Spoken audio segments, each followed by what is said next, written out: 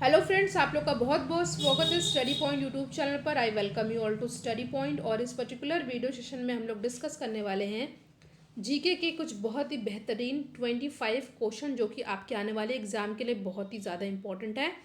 इसका पीडीएफ भी आप डाउनलोड कर सकते हैं टेलीग्राम चैनल से जुड़ करके। वीडियो को आप लोग लाइक ज़रूर कीजिएगा, इसको ज़्यादा से ज़्यादा अपने फ्रेंड सर्कल में शेयर कीजिएगा और वीडियो को लास्ट तक देखिए, क्योंकि लास्ट में आपसे एक बहुत ही इंपॉर्टेंट क्वेश्चन पूछूंगी जिसका आंसर आपको कमेंट सेक्शन में देना होगा। तो चलिए हम लोग डिस्कशन स्टार्ट करते हैं। और अगर आपको किसी भी क्वेश्चन का आंसर आता है तो इसका आंसर आप कमेंट सेक्शन में दे सकते हैं, प्लस आपको कोई डाउट हो तो भी आप कमेंट सेक्शन में वहाँ से पूछ सकते हैं। तो चलिए हम लोग अपना डिस्कशन स्टार्ट करते हैं। पहला क्वेश्चन है 2 अक्टूबर 1959, ये अक्टूबर होगा, 2 अक्टूबर 1959 को भारत में पंचायती राज का शुभारंभ निम्नलिखित में से कहाँ पर किया गया। पॉपुलर क्वेश्चन है, एवरग्रीन क्वेश्चन है, हमेशा से एग्जाम में पूछा जाता है। आपके सामने 4 ऑप्शन दिया हुआ है, नागौर राजस्थान, राजमुंदरी आंध्र प्रदेश, अलीगढ़ उत्तर प्रदेश या पुणे महाराष्ट्र। और इस क्वेश्चन का करेक्ट आंसर हो जाएगा नागौर राजस्थान में 2 अक्टूबर 1959 को भारत में पंचायती राज का शुभारंभ किया गया था। कई बार आपसे डेट पूछता है तो आप डेट भी याद रखिएगा। राजस्थान की भी बात की जाए तो भारत में एरिया वाइज राजस्थान सबसे बड़ा राज्य है भारत का। पॉपुलेशन वाइज उत्तर प्रदेश का नाम आता है। ठीक है, डेट आप लोग ज़रूर याद कीजिएगा क्योंकि इंपॉर्टेंट है। नेक्स्ट क्वेश्चन पर आते हैं। क्वेश्चन है 73वें संविधान संशोधन द्वारा संविधान में कौन सी अनुसूची जोड़ी गई। यहाँ पे बात हो रही है किसकी, अनुसूची यानी कि शेड्यूल की। 4 ऑप्शन आपके सामने दिया हुआ है और इस क्वेश्चन का करेक्ट आंसर हो जाएगा 11वीं अनुसूची जोड़ी गई है 73वें संविधान संशोधन के द्वारा। और ये संविधान संशोधन हुआ कब था, 1992 में। देखिए कई बार आपसे एग्जाम में पूछा जाता है कि जो संविधान संशोधन करने की क्रिया है ये दुनिया के किस कॉन्स्टिट्यूशन से ये प्रोविज़न लिया गया है। तो ये प्रोविज़न लिया गया है साउथ अफ्रीका के देश के कॉन्स्टिट्यूशन से। और अगर बात की जाए संविधान संशोधन के बारे में किस आर्टिकल में बात की गई है संविधान में, तो आर्टिकल 368 में संविधान संशोधन के बारे में बताया गया है। ये किस देश से लिया गया ये प्रोसेस, साउथ अफ्रीका, जो कि अफ्रीका कॉन्टिनेंट का एक देश है। 11वीं अनुसूची, 73वां संविधान संशोधन, इतनी चीज़ें आपको इस क्वेश्चन से याद कर लेनी है। अगला प्रश्न है आपके सामने, भारतीय संविधान के किस भाग में पंचायती राज का प्रावधान है। अब इसमें पार्ट पूछा है आपसे। आपके सामने 4 ऑप्शन दिया हुआ है और ये हो जाएगा भाग 9। ठीक है, पार्ट 9 में भारत संविधान के पार्ट 9 में पंचायती राज का प्रावधान दिया गया। अगर बात की जाए किस अनुच्छेद किस आर्टिकल में ये बात बताई गई है, तो भारत के संविधान के आर्टिकल 243 में ये बात बताई भी गई है। अगला प्रश्न आपके सामने, किस संविधान संशोधन एक्ट के तहत मतदाताओं की आयु 21 से घटाकर 18 वर्ष की गई। देयर इज 4 ऑप्शन गिवन, 61 संशोधन, 62वें संशोधन, 65वें संशोधन या 67th अमेंडमेंट। और इस क्वेश्चन का करेक्ट आंसर हो जाएगा ऑप्शन ए, 61वें संशोधन के द्वारा मतदाताओं की आयु 21 से घटा करके 18 वर्ष की गई। ये क्वेश्चन बहुत ही ज़्यादा इंपॉर्टेंट है, कई बार एग्जाम में पूछा भी गया है। अगला प्रश्न आपके सामने, किस संविधान संशोधन एक्ट के तहत, एक सेकंड, ये क्वेश्चन अभी हम लोगों ने डिस्कस कर लिया, इसका आंसर ए हो जाएगा। प्रश्न है, किस संविधान संशोधन अधिनियम द्वारा लोकसभा के कार्यकाल 6 वर्ष से घटाकर 5 वर्ष कर दिया। देखिए जो इससे पहले मैंने क्वेश्चन आपसे पूछा था 61वां संशोधन हुआ कब था, तो ये हुआ था 1989 में। ये भी आप लोग याद रख लीजिएगा, साल भी आपसे पूछ सकता है। 1989 में ये संशोधन हुआ था। फिलहाल हमारा क्वेश्चन है और इस क्वेश्चन का करेक्ट आंसर हो जाएगा ऑप्शन बी, 44वां संविधान संशोधन द्वारा आपका जो है लोकसभा का कार्यकाल 6 वर्ष से घटाकर 5 वर्ष का कर दिया गया। ठीक है, और ये संविधान संशोधन हुआ कब था, 1978, 1978 में ये हुआ था संशोधन। ठीक है, और इसी अमेंडमेंट के द्वारा आपका संपत्ति का अधिकार जो है ये आपका कानूनी अधिकार बता दिया गया था। ये आर्टिकल 300A में बताया भी गया है। संपत्ति का अधिकार जो था आपका, ये किस संशोधन के द्वारा हुआ था, 44th अमेंडमेंट के द्वारा ये आपका कानूनी अधिकार हो गया था। पहले ये फंडामेंटल राइट था बट बाद में ये हो गया है कानूनी अधिकार। आर्टिकल 300A में ये बात बताई भी गई है। फिलहाल जो हमारा ये क्वेश्चन था इसका ऑप्शन बी हो जाए करेक्ट आंसर। और ये अमेंडमेंट कब हुआ है, 1978 8 में। अगला प्रश्न है, किस राज्य में सामान्यता किससे परामर्श से राष्ट्रपति शासन लागू किया जाता है? क्वेश्चन फिर से पढ़ लीजिए। किसी राज्य में सामान्यता किसके परामर्श से राष्ट्रपति शासन लागू किया जाता है? तो ये किया जाता है राज्यपाल के परामर्श से राष्ट्रपति शासन लागू किया जाता है। और ये किस आर्टिकल में बताया भी गया है राष्ट्रपति शासन के बारे में? आर्टिकल 356 में।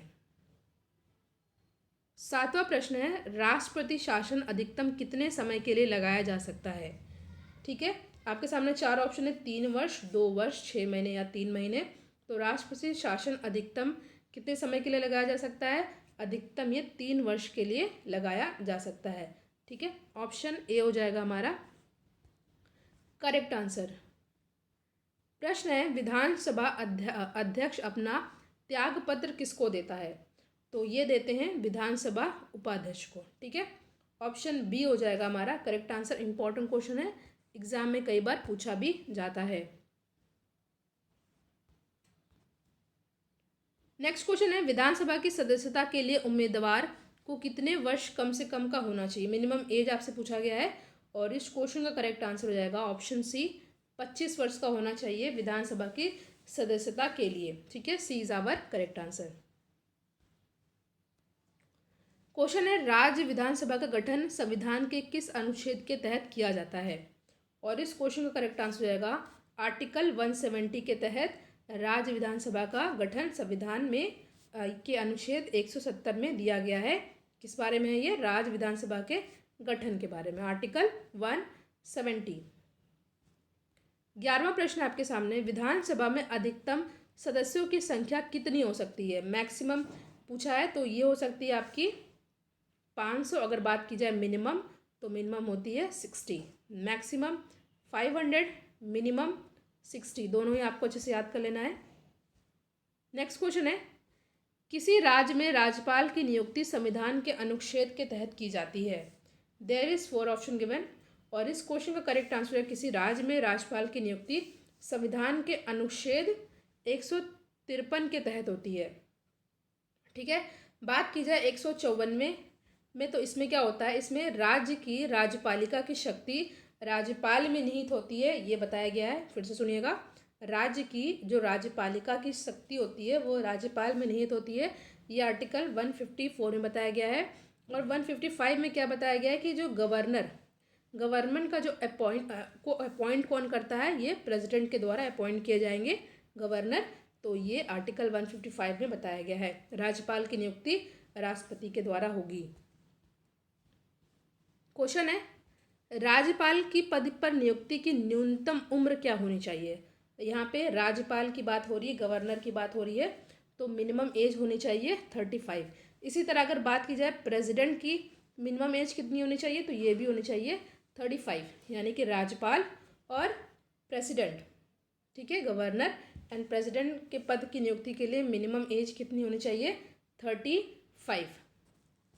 इसी के साथ आप लोग ध्यान दीजिएगा, अभी टोटल हाई कोर्ट कितने हैं भारत में? 25। अभी हाल ही में जनवरी 2019 में 25वां हाई कोर्ट बना है, वो कौन सा है? आंध्र प्रदेश में। नेक्स्ट है, राज्यपाल को पद की गोपनीयता की शपथ कौन दिलाता है? आसान प्रश्न, 4 ऑप्शन आपके सामने दिया हुआ है, राष्ट्रपति, उपराष्ट्रपति या राज्य के उच्च न्यायालय के मुख्य न्यायाधीश। तो इस क्वेश्चन का करेक्ट आंसर हो जाएगा राज्यपाल को पद की गोपनीयता की शपथ दिलवाते हैं कौन? राज्य के उच्च न्यायालय के मुख्य न्यायाधीश। और इनका जो है ये शपथ की बात हो रही है, अगर बात की जाए इनका अपॉइंट कौन करता है, तभी मैंने बताया प्रेसिडेंट के द्वारा ये अपॉइंट किए जाते हैं। नेक्स्ट क्वेश्चन है, राज्यपाल पद पर बना रहता है 6 वर्षों के लिए, संसद द्वारा निश्चित समय के लिए, राष्ट्रपति के प्रसाद पर्यंत, या जब तक उसे संसद का विश्वास प्राप्त हो। और इस क्वेश्चन का करेक्ट आंसर होगा राज्यपाल पद पर बना रहता है राष्ट्रपति के प्रसाद पर्यंत। तो सी इज आवर करेक्ट आंसर। 16वां प्रश्न है, स्वतंत्र भारत में निम्नलिखित में से कौन सी महिला किसी राज्य की पहली राज्यपाल थी? तो ये कौन थी? ये थी सरोजिनी नायडू। कहाँ की? उत्तर प्रदेश की। साथ ही साथ मैं कुछ और इम्पोर्टेंट फैक्ट बताने वाली हूँ। सुचेता कृपलानी ये जो है भारत की पहली चीफ मिनिस्टर थी, ठीक है। और कहाँ की थी ये? उत्तर प्रदेश की थी। सुषमा स्वराज जिनका हाल ही में निधन हुआ है, ये दिल्ली की पहली महिला चीफ मिनिस्टर थी। तीनों आपको याद रख लेना, पहली गवर्नर सरोजिनी नायडू, पहली चीफ मिनिस्टर सुचेता कृपलानी उत्तर प्रदेश, और दिल्ली की पहली महिला चीफ मिनिस्टर सुषमा स्वराज। फिलहाल जो हमारा क्वेश्चन है कि स्वतंत्र भारत की बात हो रही है, में कौन सी महिला किसी राज्य की पहली राज्यपाल गवर्नर थी? तो ये थी सरोजिनी नायडू, ठीक है। ओथ कौन दिलाता है, मैंने आपसे डिस्कस किया, इसका आंसर आप लोग कमेंट बॉक्स में दीजिए। किसी भी राज्य की गवर्नर को उनकी शपथ कौन ग्रहण करवाता है? अपॉइंट तो प्रेसिडेंट द्वारा होते हैं, बट शपथ की बात मैंने आपसे पूछी है, इसका आंसर आप लोग कमेंट बॉक्स में दीजिए। अभी जल्दी मैंने आपसे ये डिस्कस भी किया था।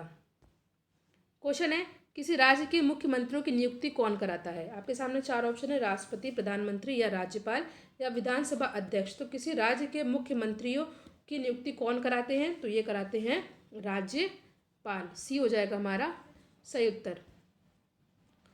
नेक्स्ट क्वेश्चन है, राज्यपाल विधानसभा में आंग्ल भारतीय समुदाय के कितने व्यक्तियों को मनोनीत करता है? तो ये हो जाता है कितने? टोटल सिर्फ एक, ठीक है। राज्यपाल विधानसभा में आंग्ल भारतीय समुदाय के सिर्फ एक को ही मनोनीत करता है, तो ऑप्शन ए हो जाएगा हमारा सही आंसर। नेक्स्ट क्वेश्चन है, संसद के प्रत्येक सदन की कार्यवाही में संसद का सदस्य न होते हुए भी कौन भाग ले सकता है? आपके सामने चार ऑप्शन है और इस क्वेश्चन का करेक्ट आंसर हो जाएगा ऑप्शन सी, महान्यायवादी, अटॉर्नी जनरल ऑफ इंडिया, ठीक है। बट ये भाग तो ले सकते हैं, बट इन पर वोटिंग अधिकार नहीं होता, ये वोट नहीं कर सकते हैं, बट भाग ले सकते हैं। अटॉर्नी जनरल ऑफ इंडिया, ठीक है, महान्यायवादी, ऑप्शन सी हो जाएगा हमारा करेक्ट आंसर। क्वेश्चन है, भारत सरकार का प्रथम विधि अधिकारी कौन होता है? आपके सामने चार ऑप्शन है और इस क्वेश्चन का करेक्ट आंसर हो जाएगा भारत के महान्यायवादी, ठीक है।